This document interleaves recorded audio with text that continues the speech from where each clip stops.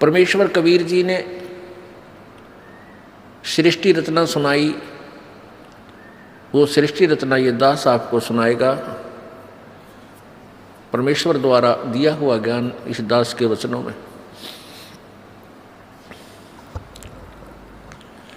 सर्वप्रथम केवल एक ही लोक था जिसको अकय लोक बोलते हैं, अनामी लोक कहते हैं। उसमें परमेश्वर कबीर जी अकेले थे। उसके बाद उस परमेश्वर ने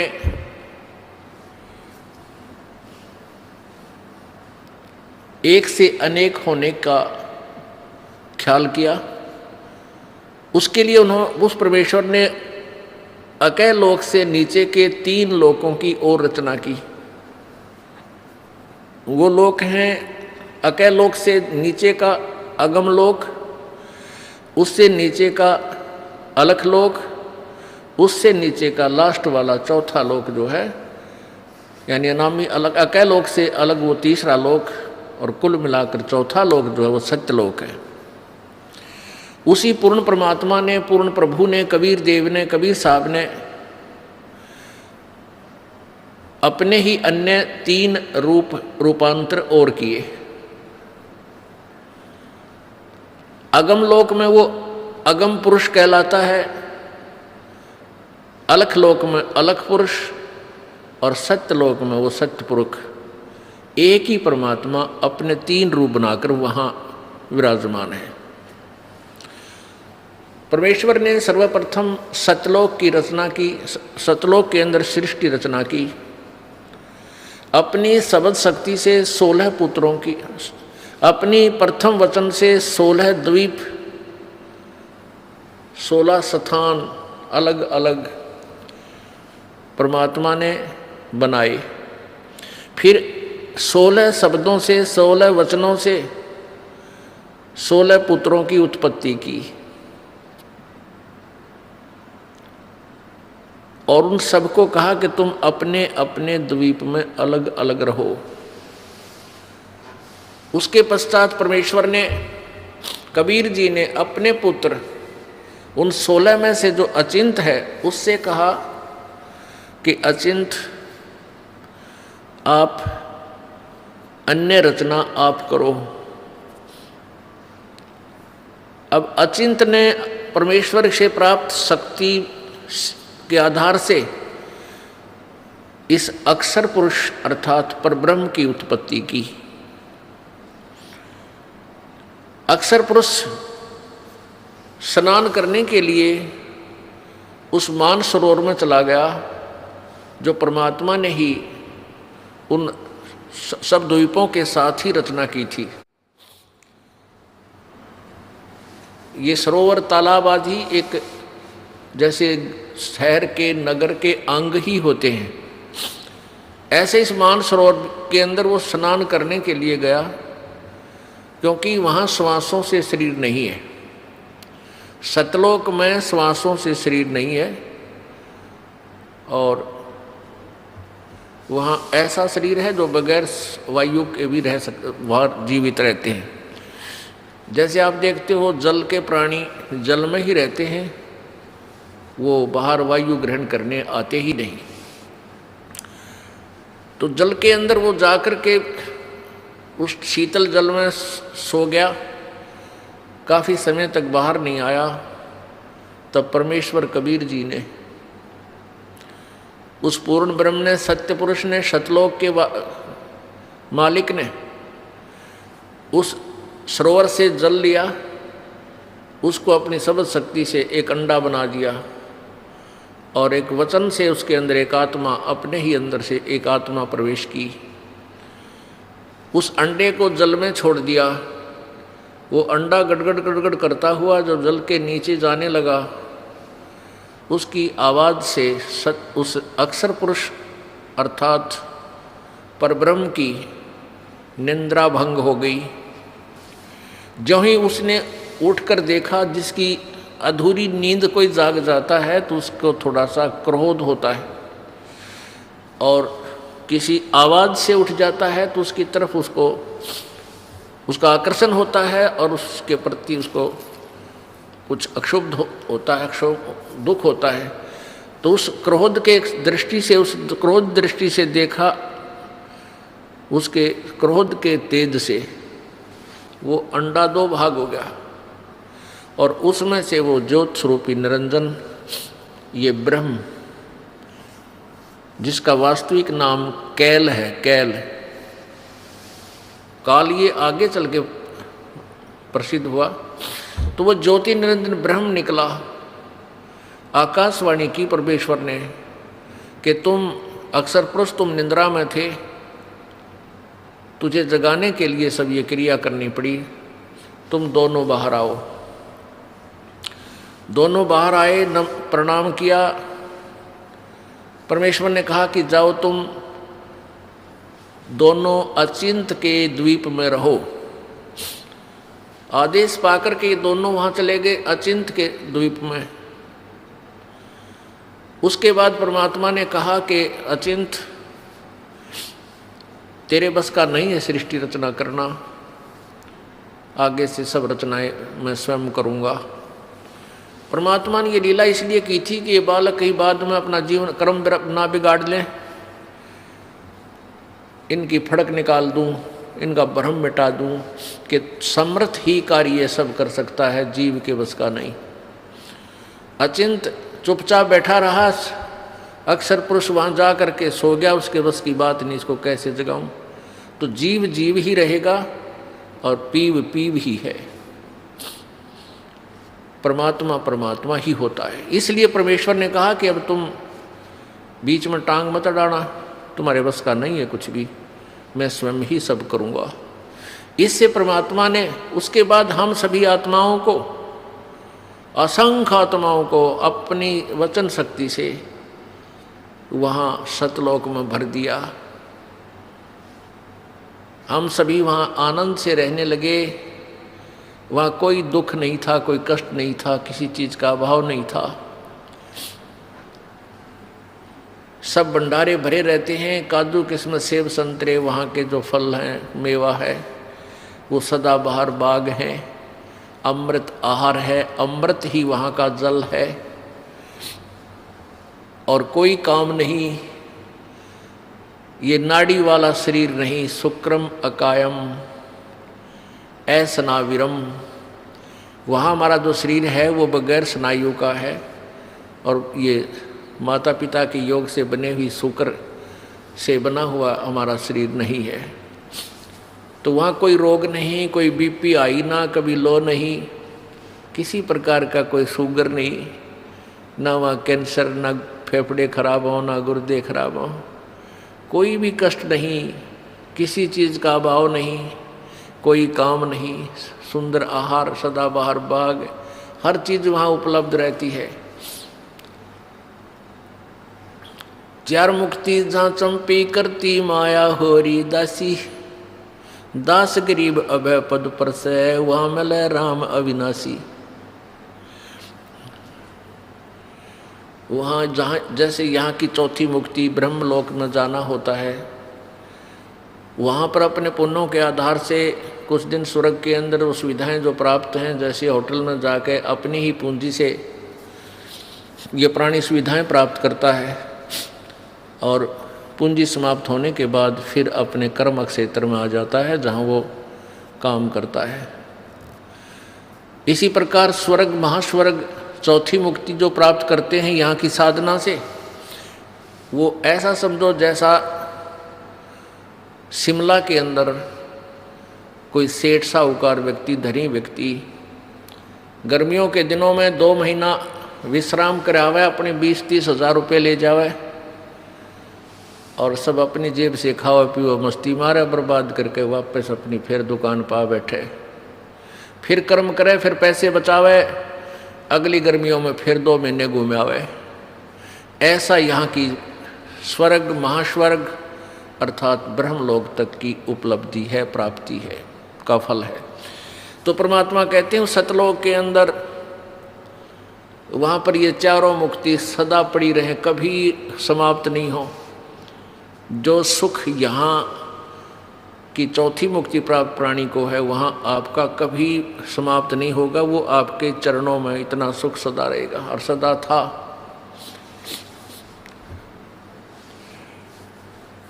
कुछ दिनों के बाद क्या हुआ कि इस ज्योति निरंजन काल के मन में एक खुरापात उत्पन्न हुआ। इसमें कुबद उत्पन्न हुई, कुमति। इसने सोचा कि मेरे सभी भाई जितने भी हैं सब अलग अलग आराम से रह रहे हैं, बड़े बड़े द्वीप हैं उनके, और हम 3 एक द्वीप में रह रहे हैं। तो उसने क्या किया, एक पैर पे खड़ा होकर तपस्या प्रारंभ की। किसने? इस ज्योति निरंजन ने, ब्रह्म ने, जो 21 ब्रह्मांड का स्वामी है। वहाँ सतलोक में ये केवल एक द्वीप में रहते थे 3 जने। तो इसने 70 युग तक जब तप किया, और जब ये तप कर रहा था, हम इस काल के जाल में कैसे फंसे। पुण्यात्मा, ये परमात्मा कबीर उस पूर्ण ब्रह्म द्वारा बताई गई कहानी है। ये कोई बालकों की कथा नहीं, या भूतों की कहानी नहीं है, या फिल्म स्टोरी नहीं है। ये 100% यानी 100% सत्य है। आपको बताया कि आप जी ने वो अज्ञान इतना सुन रखा है, वो बकवाद इतनी सुन रखी है कि सत्य कथा को आप बकवाद समझते हो। ये सोचते तो बनावटी बातें हैं। बनावटी बातें बनाने की उस परमेश्वर को कोई आवश्यकता नहीं थी। हम बहुत बना रहे थे, बहुत अपनी अपनी डफली बजा रहे थे, तभी आकर के उस परमेश्वर ने हमें शिक्षा दी कि तुम गलत ज्ञान से रंगे जा चुके हो। प्रत्येक पॉइंट परमात्मा का एक एक शब्द सत्य है। क्या कहा, कैसे हम फंसे कि जब ये ज्योति निरंजन काल, ये ब्रह्म तपस्या कर रहा था, एक टांग पर खड़ा होकर के अलग से स्थान प्राप्ति के लिए, राज्य प्राप्ति के लिए, तब से राज्य प्राप्त होता है। तो हम इसकी तरफ देख रहे थे, इसकी इस कला पर, इस अदा पर, इस एक्टिंग पर हम सभी आत्माएं आसक्त हो गए। हम इसको हृदय से पसंद कर बैठे। परमात्मा पूर्ण ब्रह्म कबीर जी ने, यानी सत्य पुरुष ने आवाज लगाई, आकाशवाणी की कि बच्चों तुम मस्त रहो, इसकी क्रिया पर ध्यान मत दो। अब परमपिता की आकाशवाणी आवाज सुनकर हम ऊपर से तो सावधान हो गए, परंतु अंदर से उसकी चाह मिटी नहीं। जब इसने 70 वर्ष तक, 70 युग तक तप कर लिया, तब परमेश्वर ने पूछा कि क्या चाहता है ज्योति निरंजन, तो किस लिए ये हठ कर रहा है। इस ब्रह्म ने, ज्योति निरंजन ने कहा कि पिताजी मेरे लिए स्थान कम है, मुझे अलग से स्थान देने की कृपा करें। परमेश्वर कबीर जी ने कहा कि ठीक है, तुझे तेरे 70 युग के तप के प्रतिफल में मैं तुझे 21 ब्रह्मांड देता हूँ। जैसे एक धनी पिता अपने पुत्र को 21 प्लाट दे दे कि ले भाई ये 21 प्लाट तेरे हैं, क्यों रोजाना टेंशन पैदा करता है, तू झगड़ा करता रहता है, ले पकड़ अपने 21 प्लाट तू अपने अलग रख। ऐसे इसको 21 प्लाट दे दिए परमेश्वर ने, 21 ब्रह्मांड दे दिए। अब ज्योति निरंजन काल ने सोचा, ब्रह्म ने सोचा कि इसमें कुछ कंस्ट्रक्शन करूं, रचना भी हो, खाली प्लाट के काम आओगे। इसने फिर तपस्या प्रारंभ की, 70 युग फिर की, और हम और ज्यादा इस पर आसक्त होते चले गए। परमात्मा रह रहकर हमें समझाने की चेष्टा कर रहे हैं कि तुम अपने मस्त रहो, इसकी इस क्रिया पर ध्यान मत दो। लेकिन हम इतने ढीठ हो गए, अपने परमपिता को भी धोखा देने में नहीं चूके। दूसरी बार जब इसने 70 युग तप किया तो परमात्मा ने पूछा भी क्या मांगता है तू, जो तू मांग रहा था वो मैंने दे दिया। ज्योति निरंजन ब्रह्म ने कहा कि प्रभु पिताजी इसमें कुछ रचना की सामग्री देने की कृपा करो। परमेश्वर ने कहा कि ले बेटा, 5 तत्व और 3 गुण प्रभु ने बनाकर अपनी सबद शक्ति से उत्पन्न करके इसको दे दिए। अगले खेल ले, खेल खिलौनों से। अब इसने सोचा भी कंस्ट्रक्शन भी कर लूँगा, फिर अकेले का जी लग गया 21 प्लाटों में, तो संतान भी चाहिए, यानी मेरे साथ कुछ आत्माएं भी हों, मेरे साथी हों, मिलजुल कर वहाँ रहें आराम से। इस दृष्टिकोण से इसने फिर तपस्या की। उस समय इसने 64 युग तक जब तप कर लिया, तब परमेश्वर कबीर जी ने सत्य पुरुष ने पूछा कि भी ज्योत निरंजन, जो तू मांगता था वो मैंने तुझे दे दिया, जो तूने मांगा वो मैंने तुझे दे दिया, अब क्यों हठ कर रहा है, अब क्या चाहता है तू? तो ज्योति निरंजन ने कहा कि पिताजी मुझे कुछ आत्माएं दे दो, मेरा अकेले का जी नहीं लगता, दिल नहीं लग रहा। परमेश्वर ने कहा कि भी बात सुन ले ज्योति निरंजन, ये सभी आत्माएं मेरे बच्चे हैं, मेरा अंश है, क्योंकि मेरे वचन से, मेरे शरीर से ये बाहर आए हैं, उत्पन्न मैंने उत्पन्न किए हैं। ये जीव नहीं दे सकता किसी कीमत पर, किसी भी तेरी क्रिया पर और किसी भी तप से जब से मैं ये नहीं दूंगा, मैं नहीं दे सकता, ये मेरी आत्मा है। उस अंतर्यामी परमात्मा को सब पता था कि ये दूध फट गया, ये सेब खराब हो गए, और सेब खराब हो जाए तो वो सेब सेलर उस सेब को उन सेबों से बाहर दूर फेंक देता है, बाहर फेंक देता, उसको मंडी के खागड़ खाया करें, फिर पातला कुचला कुत्ते खावें, गधे खावें। तो ऐसे हम सभी आत्माएं उस परमात्मा की दृष्टि से गिर गए, हम पतिव्रता पद से गिर गए, क्योंकि हम इस ज्योति निरंजन को अंतर आत्मा से चाहने लगे, और पिताजी के कहने के बावजूद भी हमने अपनी चाहत को वापस नहीं किया। पुण्यात्माओं, आप देखते हो ये रोग हमारा वहीं से लगा था। ये आप देखते हो, ये हीरो और हीरोइन, अभिनेता अभिनेत्री अपने रोजी रोटी के लिए नाचना कूदना, चटक मटक डायलॉग बना बना के इसे गाँव में नाच बजावे, और हम उनके ऊपर आसक्त हो जाते हैं, युवा बच्चे। और माता पिता कितना इनको धमका ले टेलीविजन ना देखियो, कितना इनको कह ले कि सिनेमा देखने मत जाइयो, कहेंगे को नहीं जावा, और सिनेमा का वहाँ पाऊंगी। यहाँ इस बरवाला में, हिसार में या कहीं आसपास पता लग जाए युवा बच्चों को कि वहाँ हिसार में कोई अभिनेत्री आई है या कोई अभिनेता, ये नाच कूद करनी है, फिल्मों में कार्य करने वाले ये आया है, तो देखे इनका जम घटे, भगवान इतने इकट्ठे हो जाएंगे, कहाँ से खड़ा है, आधा किलोमीटर दूर से एडी ठाठा देखे जाके वो खड़ा स्टेज पे, वो खड़ी, और लेना एक ने देने दो, सारा दिन धक्के खा के और उल्टे आ जा। तो बेमतलब वो अपने पैसे के लिए, अपनी रोजी रोटी के लिए उछल कूद कर रहे, और हम फ्री में उनके लिए वहाँ धक्के खाते आन रहे। तो ये रोग हमारा वहाँ लगा था। तो हम अपने उस मूल मालिक ने, उस परम पिता पर आसक्त रहे नहीं, जो सारे सुख देता, कोई रोग नहीं, कोई दुख नहीं, कोई किसी की मृत्यु नहीं, किसी का बेटा मरे नहीं, किसी की बेटी मरे नहीं,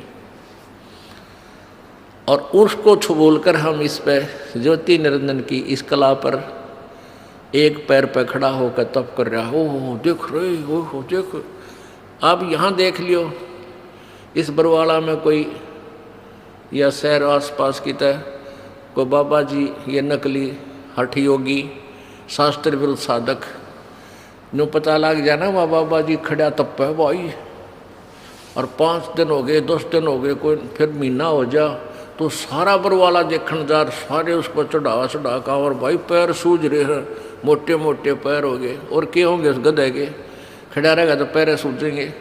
परमात्मा ने भक्ति करने का तरीका बताया है वेदों में, गीता जी में, बिल्कुल आसान मार्ग है, सहज मार्ग है, वो तो किया नहीं। तो उस पर आसक्त हो जाए, किसी को कह दे भाई बैठ कर भजन कर ले, यो नाम है, ये मंत्र हम जो आपको बताते सबसे आसान, यो ना बने और न्यू के उठा पेट पलनिया जाऊंगा और कावड़ लाऊंगा, फुदड़ फुदड़ पैदल जाकर पैदल, कितना डले डुआले डोलेगा, पर बैठ कर मंत्र 2 माला कर दें, अंगड़ाई टूटने लग जाए, चल लगे तो घूम का वहाँ। अब घूमा आप घूमना पर हो गया अपने पाछे, फिर कौन बैठने देगा। तो कहने का भाव ये कि हमारा यह बीमारी वहाँ से लगी हुई है, अब इसको हमने दोबारा सेट करना है। अब ये ज्ञान से सेटिंग होएगी। ये जो कथा आपको दास बता रहा है परमात्मा की बताई हुई है, किसी बालक का ज्ञान नहीं है। इसको आपने हृदय में लिख लेना है और तब इस ज्ञान को, अध्यात्म ज्ञान को आप समझ पाओगे, नहीं तो ऐसे ही भ्रमित रहेंगे। क्योंकि सृष्टि रचना के बिना कोई भी सिर पैर किसी शास्त्र का आप समझ नहीं सकते। ये मास्टर की है, ये मुख्य चाबी है सदग्रंथों को समझने की और आध्यात्मिक ज्ञान को जानने की। तो परमेश्वर ने कहा भाई बात, एक शर्त है मेरी, एक शर्त पर मैं तेरे साथ अपनी इन आत्माओं को भेज सकता हूँ, यदि कोई सब इच्छा से तेरे साथ जाना चाहते हो तो चले जाएंगे, फिर मैं उनको आज्ञा दे दूंगा। ज्योति निरंजन ये ब्रह्म हमारे पास आया, सभी आत्मा जो आज गधा कुत्ता सुअर मच्छर माखी गंदी लाड़ी के कीड़े हैं, जल के कीड़े जलचर बने हुए हैं, या ब्रह्मा विष्णु महेश बने हुए हैं, या दुर्गा बनी है, माताएं बनी हैं, जितनी देवियां बनी हैं, देवता बने हैं, ये सभी हम वहाँ सतलोक में रहा करते हैं। ये ज्योति निरंजन हमारे पास आया, ओए होए, हम तो पहले चाह रहे थे इसको जैसे यहाँ कोई आ जाए हीरो, और फिर देखे हीरो बालक पता लगते तो उनसे पता लगा, रोटी छोड़ के भाग लेंगे, हीरो आ गया, हीरो आ रहा, हीरो आ रहा है, वहाँ जा खड़े होंगे। तो ऐसे हम सभी उसके चारों तरफ घूम गए, झूम गए। उसने कहा कि भाई ऐसा है, मैंने पिताजी से 21 ब्रह्मांड लिए हैं और उसमें रचना करने की सामग्री भी ली है, आप मेरे साथ चलोगे? वहाँ से बनाऊंगा, स्वर्ग बनाऊंगा, महास्वर्ग बनावाएंगे, हैं, वहाँ से ऐसे लगाएंगे, मेवा लगाएंगे, ऐसे करेंगे। तो हमने कहा कि हम तैयार हैं, यदि पिताजी आज्ञा दे दें तो हम आपके साथ चल पड़ेंगे। ज्योति निरंजन ने परमपिता से जाकर कहा कि पिताजी कुछ आत्माएं सब इच्छा से मेरे साथ जाने के लिए एग्री हैं, सहमत हैं। परमेश्वर ने कहा कि मेरे सामने उनसे स्वीकृति दिला तब मैं मानूं। परमेश्वर कबीर देव, सतपुरुष कबीर देव, कबीर साहब वहाँ आए और हम सबसे कहा कि भी जो आत्मा इस ज्योति निरंजन के साथ जाना चाहता है वो हाथ खड़ा करके स्वीकृति दे। आप पिताजी के सामने जो रोज ये कहा करता कि इसकी तरफ मत देखो, हम सभी शर्मिंदा हो गए और नीची गर्दन कर ली, कोई नहीं बोला, सन्नाटा छा गया। परमेश्वर ने फिर कहा कि भाई बोलते क्यों नहीं तुम? ये ज्योति निरंजन तो कह रहा था कि कुछ आत्माएं मेरे साथ चलने को तैयार हैं, बताओ कौन है? परमेश्वर ने कहा भी ज्योति निरंजन तो झूठ बोल रहा था, कोई भी तेरे साथ जाने को तैयार नहीं है। तो ऐसा सुनकर एक कर्महीन आत्मा ने सबसे पहले स्वीकृति दी कि मैं जाना चाहता हूँ, मैं जाना चाहता हूँ। अब फिर हमने सोचा कि सारी लूट ये अकेला लूट जा, वो आत्मा अकेली ही लूट जा, तो फिर हमने भी सारा, जैसे बच्चे क्लास में नहीं होते, अध्यापक पूछता है भाई जिसका प्रश्न याद है वो हाथ खड़ा करे, पहले डरता डरता एक आधा कराया करे, फिर उसको देखते सारे कर दे कदे हमारे पिटाई हो जा। तो सभी के हाथ लहरा रहे हैं। परमात्मा बोले भाई ठीक है, ज्योति निरंजन तू जा अपने ये 21 ब्रह्मांड जो प्लाट थे ये ऊपर ही थे सतलोक के अंदर एक कोने में बहुत दूर। परमेश्वर ने कहा कि तू जा अपने उन प्लाटों में, इन सभी आत्माओं ने जो तेरे साथ जाने की स्वीकृति दी है ये मेरे कंप्यूटर में आ गई, इनकी सब के नंबर, इनको मैं अपने हिसाब से भेजूंगा और तेरे पास ये आ जाएंगे। ज्योति निरंजन चला गया। उस समय परमेश्वर कबीर जी ने उस आत्मा का जिसने सबसे पहले हिम्मत की थी अपने परम पिता से विमुख होने की, उसका एक लड़की रूप बना दिया, एक लड़की का रूप बना दिया, लेकिन उसको स्त्री इंद्री नहीं लगाई परमात्मा ने, बाकी स्वरूप लड़की का बनाया। इसमें भी कोई राज था दाता का। ये देखना चाहते थे कि ये नीच आत्मा ये निरंजन कितना और गिरावट में आता है, और हम सभी आत्माओं को सूक्ष्म रूप बनाया, बीज रूप, और दुर्गा के शरीर में अपने वचन शक्ति से प्रवेश कर दिया। जैसे आप देखते हो कि डॉक्टर बताते हैं कि 1 मिलीग्राम ब्लड में अरबों खरबों जीवाणु होते हैं, और उस ब्लड को निकाल कर वो दूसरे में डाल देते हैं। अरबों खरबों जीवाणु एक से दूसरे में चले जाते हैं। ऐसे परमेश्वर ने अपने वचन शक्ति से यानी उस सिरंज से इंजेक्शन से वचन इंजेक्शन से सभी को सूक्ष्म रूप दे करके और उस दुर्गा के शरीर में प्रवेश कर दिया। उस लड़की का नाम प्रकृति देवी रखा। प्रकृति आगे चल के यही दुर्गा अष्टांगी आदि नामों से प्रसिद्ध हुई।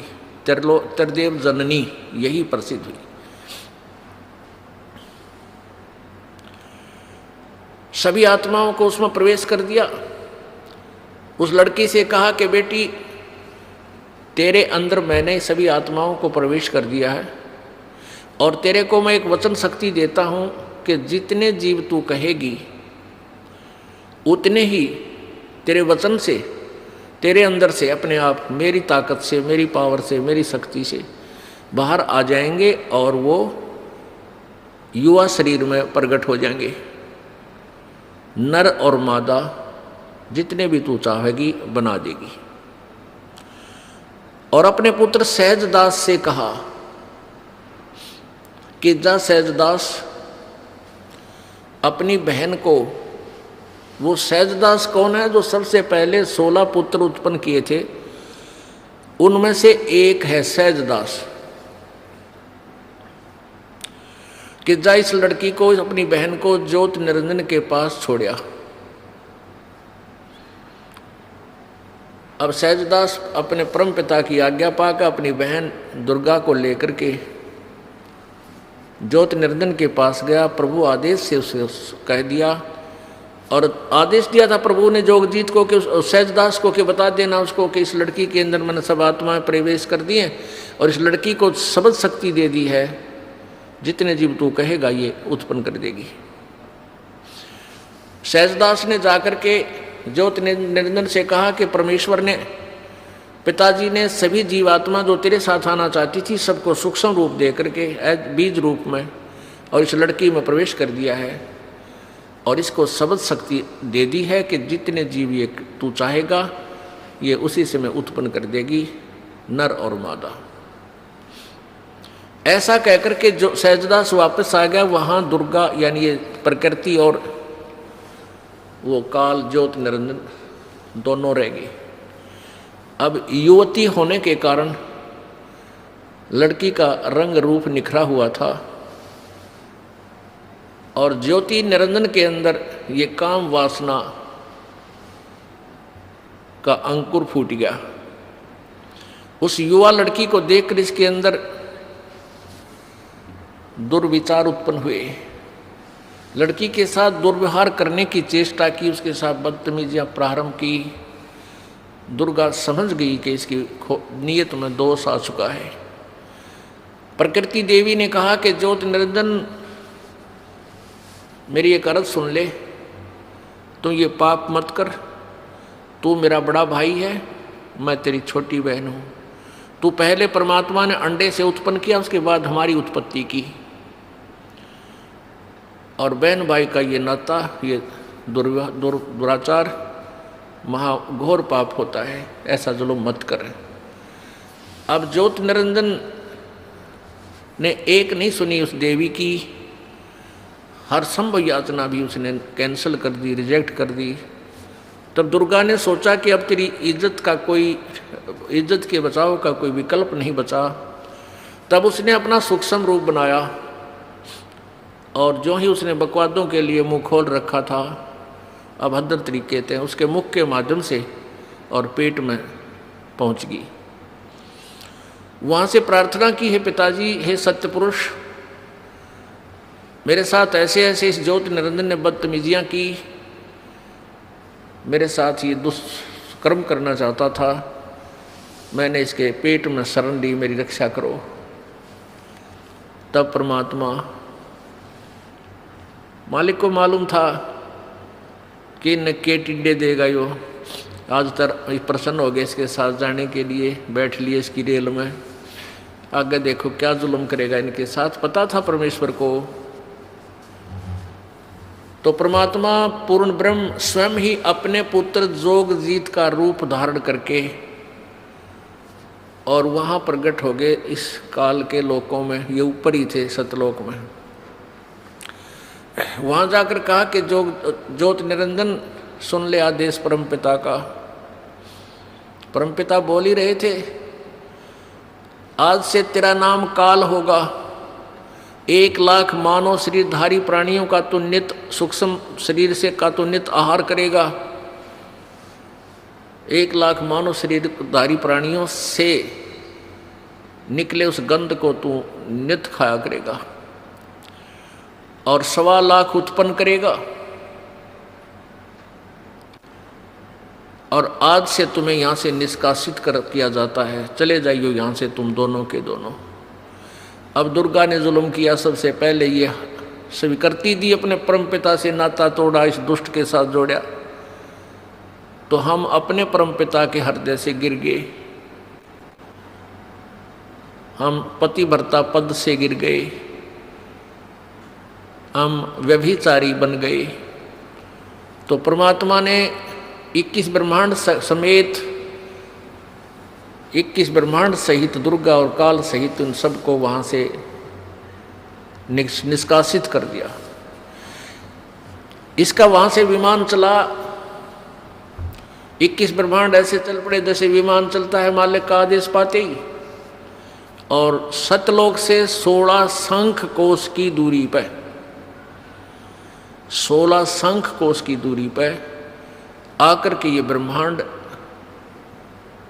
यहाँ से फिर अनंत परिक्रमा शुरू करती। अब यहाँ चक्कर काट रहे हैं 16 शंख कोश की दूरी पर, नील पद्म शंख।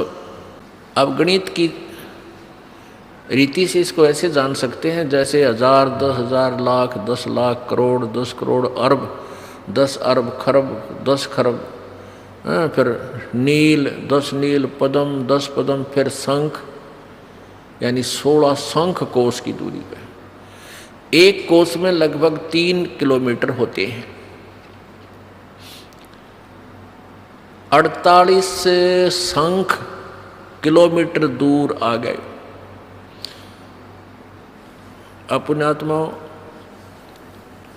अब इस काल ने सोचा कि मुझे जो सजा मिलनी थी वह मिल गई, अब मैं मनमानी करूंगा। अब उसने दुर्गा के साथ फिर वही लड़की को उसके पेट से निकाल दिया परमात्मा ने। वहीं दुर्गा को इस ज्योति निरंजन के पेट से अपनी शक्ति से निकाल दिया, इसका पेट चीर का ऑपरेशन करके। वचन से ऑपरेशन हो जाता है परमात्मा का, वचन से ही सारे ब्रह्मांड बन जाते हैं। अब इस काल ने फिर ज्योति निरंजन ने फिर दुर्गा के साथ बदतमीजी की।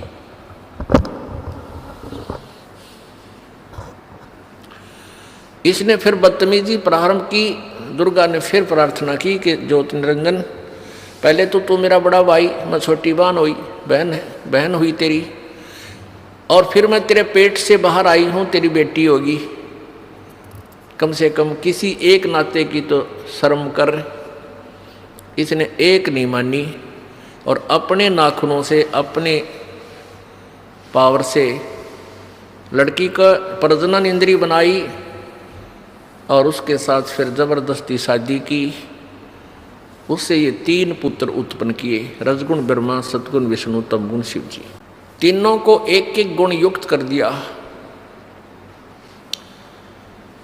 अपुण्यात्माओं, ये कथा है जो परमेश्वर कबीर जी ने बताई। अब इस कथा को यदि हम एज इट इज छोड़ दें, जो कि तो छोड़ दें, तो कोई नहीं माने और सब ये कहें ये तो दंत कथा है, बनावटी बातें हैं, ये कि कदे सुनी नहीं, आज तक किसी ने बताई नहीं, कहाँ प्रमाण है, हमें दिखाओ। तो ये दास आपको ढेर सारे प्रमाण दिखाएगा और उन्हीं सदग्रंथों में दिखाएगा जिसको आप श्रोधार्य मानते हो, एथेंटिक मानते हो, वास्तविक मानते हो। उनमें से कौन कौन से हैं? पवित्र गीता जी, पवित्र 4 वेद, पवित्र 18 पुराण, इनके अंदर, और 5वां वेद जो आपको सुना रहा ये दास, सूक्ष्म वेद, ये दास आपको सुना रहा जो परमेश्वर ने, कबीर जी ने आके बताया।